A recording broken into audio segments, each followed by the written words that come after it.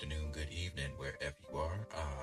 Welcome back to WWTA News. Thank you for joining us one more time. We've got some interesting things to share this go round.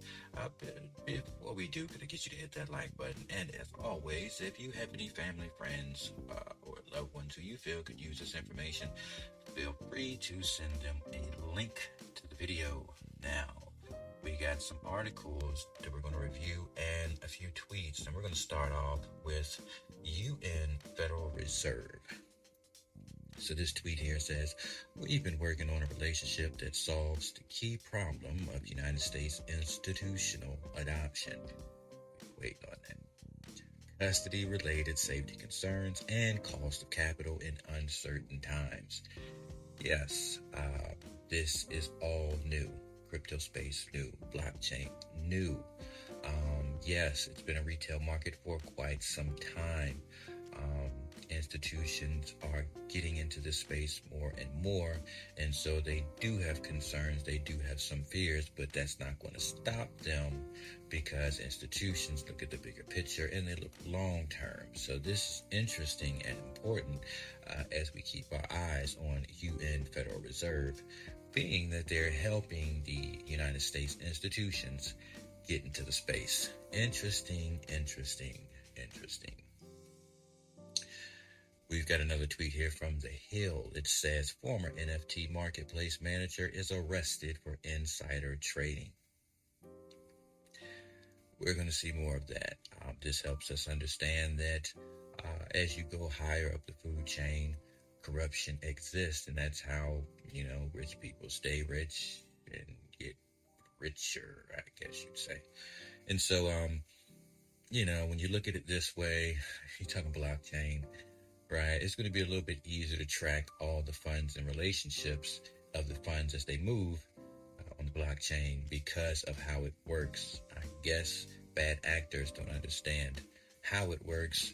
And so, yes, more people find themselves caught up in these situations that are basically cheating the system. So, NFT marketplace mess around and got somebody arrested, Insider trade. XRP Net. Who has tried and is loving the new X address system? Not me. Even though I have XR PayNet, I've been wondering, where am I going to store it? So apparently they have an app coming. Yes, there's an app coming if it's not already out that will allow you to store your XR Pay as well, I'm hoping, as well as other currencies that run on that network, XRPL. So I know we look at what's going on with this quote-unquote court case, and everybody's like, ooh, taboo, don't touch XRP, but don't get it twisted. All that stuff has nothing to do with XRP. That has everything to do with Ripple as a company and a few men involved. Profiting is what they're pretty much after. And is it even a real court case? I don't even know. But the point is, none of that has anything to do with the XRPL network. None of it has anything to even do with XRP itself. XRP will always exist and it will always run. So none of that has anything to do with the blockchain and the currencies that operate on the blockchain. So if you're letting this, my thoughts and ideas, if you're letting this court case with the SEC based only in the United States, only with the United States suing Ripple, the company, and a few men involved, you can't sue XRP. It's a currency that operates on the XRPL network. So you can't kill it and get rid of it because it's forever operating as long as the internet's up and running. So, I mean, if you're letting that scare you out of the XRPL network, then you might have some issues you need to resolve. But those things are going to run and operate. So I'm keeping my eyes out on XR PayNet. Keep my eyes on it. And I'm watching because I do have that. And I'd like to move it to a wallet, so I can't wait till this happens. All right, we're going to jump into our articles. Our first article will be Japan passes stablecoin bill ensuring redemption at face value. Japan's parliament introduced a legal framework for stablecoins guaranteeing that they are linked to the yen or another fiat currency and that holders have the right to redeem them at face value, Bloomberg reports. Governments are looking to ensure protection for stablecoin investors after Terra USD's implosion, which led to a multi-billion-dollar loss from an asset that had been touted as safe, right? So we all are aware how that system was operating by now with all these stories out there. It was essentially using other cryptocurrencies to give it its value. So we already knew the stablecoins was going to be the way. Most people that want to move out of a currency and find stability, they already knew to move into stablecoins. And most of us were looking to stablecoins that are backed by currencies, normal currencies. That way they would have their absolute stability. So a lot of them based off the dollar, say so on and so forth. We knew those things would be okay, even though the dollar is just right now. Well, it's always been, record keeping. Not really that it has anything of value, but again, that's a whole nother story of its own. And so a lot of people had already knew to be in certain ones, and those who were in Terra's USD, well, yeah, they took a hit. And so, hey, stablecoins, that's the way to go, right? This article continues to say the legal framework for stablecoins will take effect in a year, Bloomberg said. Japan's Financial Services Agency will devise regulations for stablecoin issuers in the coming months. Yes, we'll need regulations on that because you don't want to get the short end of the stick. So, yeah, of course, the blockchain's going nowhere, cryptocurrency's going nowhere, so expect more legislation anyway. But to continue, Japan's parliament clarified the legal status of stablecoins as essentially digital money, digital cash, digital money, currency, meaning they can be issued only by licensed banks, registered money transfer agents, and trust companies, the report said. And that makes 100% sense to me. There's no controversy with me when it comes to a stable coin because you talk about coming out of currencies that have volatile changes in their value based on the use, because we're only talking about currencies being used based on their use. So coming out of it, you would really want to have stability. And so we find stability in our native currency where we are, our currency at home. And so no matter where you are, what country you are, you always want to come back into your native currency for stability, as long as you feel that your currency, your native country's currency is stable. It's not always true. Some countries have had a very unstable current native currency, such as Venezuela, where you wouldn't want to come back into that currency. If you were Venezuelan, you would really want to keep your value in cryptos or other stablecoins, such as the likes of USDC, USDT, and USDD, things of that nature. So it's not always great to come back to your native currency, but for a lot of countries that have a strong native currency, people feel more comfortable coming back into that. Now, I can't say that it'll last like that forever, but it would make sense that that's how it operates now. And my personal thoughts on that is, if your country is to have a stable value of their native currency, then they would have to use something internal in their nation to give their currency value. They can't really stake their value in something that another country has because 9 tenths of the law is possession. So you'd hate to do that, and anything can happen if you're basing your value of your currency on something that you don't have. So it would make more sense that in the case of places like Venezuela, that you look at them taking their oil and themselves making a stable currency out of that. And it only makes sense that all nations do that. And we will be seeing that happen because of the blockchain, which is another story. But it's just interesting to see how these nations, countries are taking a hold of stablecoin, only to really just be taking a hold of blockchain and then soon seeing the bigger picture. And then we all see the actual value and growth of cryptocurrency as a whole. So interesting that is. All right, we've got another article. It says This U.S. Senate candidate wants to make Dogecoin legal tender in California. I wish he would. Get it done, sir. I really wish you would. But let's see what this article has to say. It says, Timothy, you're sick. Not you're sick. It's maybe Ursik, right? Maybe it's Ursik. Maybe it's a German name or something. I don't know. Timothy Ursik.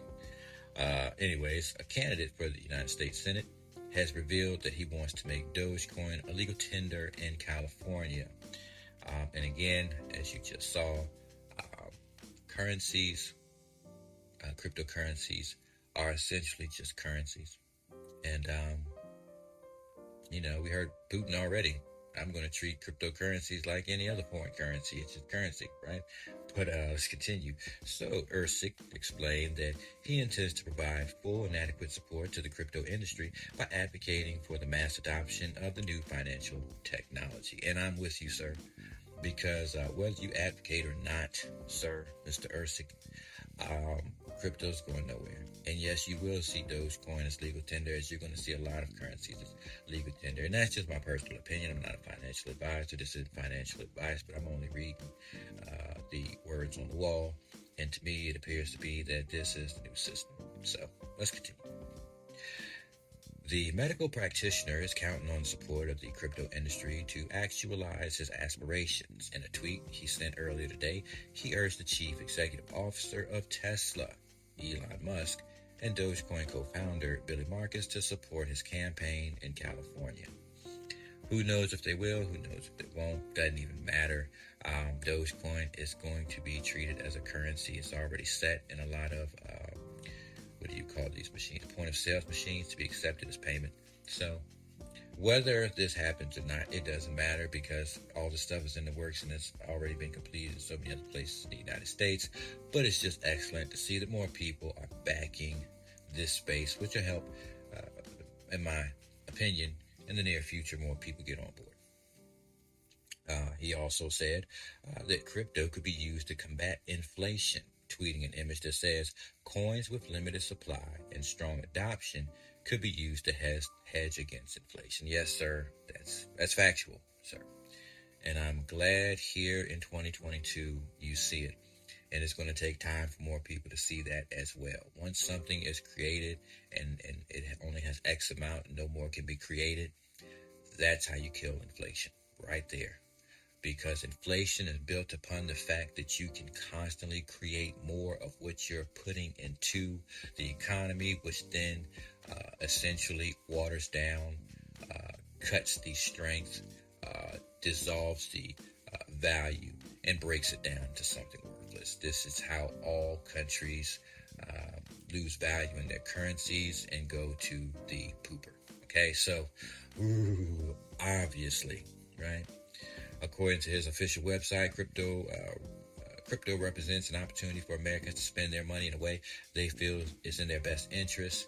It added that cryptocurrency should not be feared. It should be welcomed. Yes, that's true too. A lot of people are fearful because they don't understand, and that's just how it goes, whether we like it or not. If you don't understand something, you don't take the time to research, to learn about it, you'll be stuck in your small, narrow-minded view and never see outside of that. Most of the time, we only look from our perspective and we only want to see from our eyes, and we don't care about the next person standing beside us. And looking from their eyes or their perspective is what usually helps us grow, learn, and become better. So, most people won't accept this anytime soon. Few people will continue to come on in, but what we're waiting is we're waiting for a lot of these institutional players to get involved, and a lot of them have been getting on board. So it's just sad. It's sad that a lot of common people are just going to miss the boat and continue to be in the same cycle that they were in before this thing happens. But hey, nothing we can do about that. Let's continue. We've got another article here. New York Attorney General issues new warnings to cryptocurrency investors. Here we go. Y'all ready for this? Here we go. Attorney General Letitia James issued an alert on June 2nd, warning New Yorkers about the dangers of investing in cryptocurrencies. So listen, you New Yorkers, I need to alert you all is the dangers of cryptocurrencies, right? Because I don't want you all getting involved before these institutions get a good foot through that door. So I'm gonna go ahead and see if I can scare y'all out so y'all can miss that bus, right? I mean, that's what it looks like for me. If any of you have been on this channel for a while and you've been catching these videos, you can already see you don't need me. You just need to look at the news and listen to the stuff I read to you, right? But let's continue to see what Letitia James has to say. The message comes as crypto markets continue reeling from the repercussions of the Terra implosion. In May, the total crypto market cap shrunk by 446 billion, making an 11th month low for the sector. Now let's go ahead and deal with that. I don't think Letitia James really knows. For the greater part of this crypto space that we're all in, that are in this space, yes, it fell, but the bulk of the money in the crypto space, it comes from retailers like me and you. It comes from us. We go to these exchanges, we purchase these cryptocurrencies, or we swap out our dead money for these cryptocurrencies, knowing that this is the future and just sitting on it and holding it, because we know we're going to get as much as we can now before the system changes, and then we have value while everybody else has to come in behind us and scrape up what they can scrape up for the value of a depleted currency, which we know is the US dollar. It's overly inflated. Don't kid yourselves. I mean, I know the TV lies to you a lot because it's controlled by the same corporations that are telling you to stay out while they're making their moves, right? But they're the ones that control the news media. And I know you're so used to listening to it that you can't hear anything else nobody says. But here, this person's clearly lying to you. See, because the retailers are the ones that have been in this space, we're essentially the ones that gave it its value. Now, with the inflation and the issues we're seeing, not only here in the States, but other nations and countries are seeing it too, it's causing people to pull their cryptocurrencies, to convert them back into their native currency, so they can make changes immediately in their lives to recuperate, recover, and to survive the devastating blows they're receiving from the quote-unquote war issue, from the quote-unquote medical crisis issue, from the weather issues. I mean, so many things out there that are depleting the system right now. Tit for tat, we can go left and right.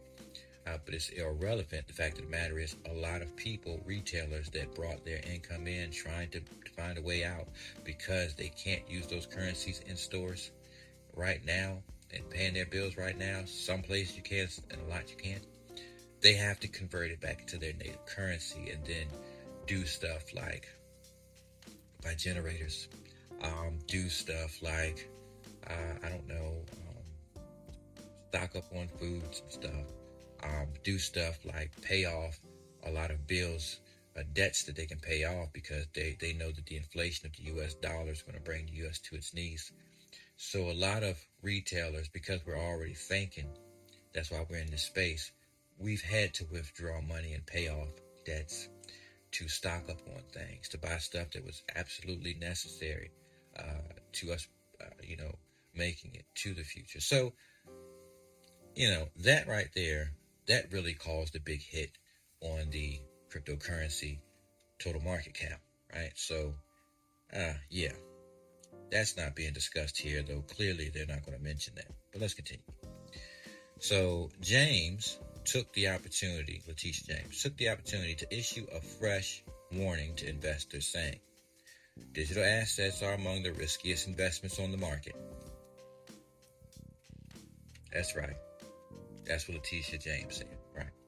Cryptocurrencies are subject to extreme and unpredictable high price swings that make them among the most high-risk investments on the market. That doesn't make them the riskiest. What makes cryptocurrencies the riskiest is the fact that it's a new space, and a lot of people getting into this space don't understand how it works. A lot of people want to get rich quick, so they get scammed. A lot of people turn over the addresses to their wallets to scammers. A lot of people don't ask questions. They just jump up and think they know what they're doing. They do stuff and they screw up money. They also send money to addresses that don't exist, and they get, currency gets stuck in a world that can't bring it back. So it's a lot of different things that's clearly not being said here. Scams is how most people lose their money in the crypto space. They get email scammed, phone scammed. It's just happens all the time. So technically, when you get in this space, you want to have somebody besides you guiding you through this space. You don't want to go out there thinking you know what you're doing and making moves. You need to be sitting down with somebody that you trust that's been in this space for a while and have them help you make moves. You ask them questions about emails and stuff that you're. Oh, if you give us X amount of this currency, we'll guarantee you back this much Ethereum, right? If you're not smart enough to know that that's a scam, you need to really have a buddy system. You should have somebody that you trust in your corner, sit beside you, guide you. So, I mean, the only information I think that Letitia James should have said was, if you're new to this space, you really need to be learning, whether you get into a class, whether you got a friend that really knows about the stuff that you trust, but you shouldn't be out there just jumping around thinking you know what you're doing, because you'll find yourself scammed. And it happens to a lot of people. A lot of people get scammed. And it's sad to say, because people lose $100 to $100,000 and, it's gone. Some people have lost millions just from being scammed. So it's a lot of things you need to know when you're in this space. If you have questions, you need to put them in the comments section. And thoughts and ideas. And if you have stuff that you can share, like an experience you want to share about being scammed, you can put that in the comments below as well, because it might help the next person that shows up to the channel and sees that and say, oh, somebody tried to, pull that one on me. And I was actually thinking about doing it, but now it's like, oh, wow, that's a scam. You know what I'm saying? So that stuff happens. But thank you, Letitia. Oh, well, it looks like we've come to the end of our articles today. That's all the information I got today. So, I hope you got value out of this. I hope you got some information that was useful. If you did, please hit that like button. And if you got any family, friends, or loved ones who you think could use this information, please share it with them. And I'll catch you all in our next episode.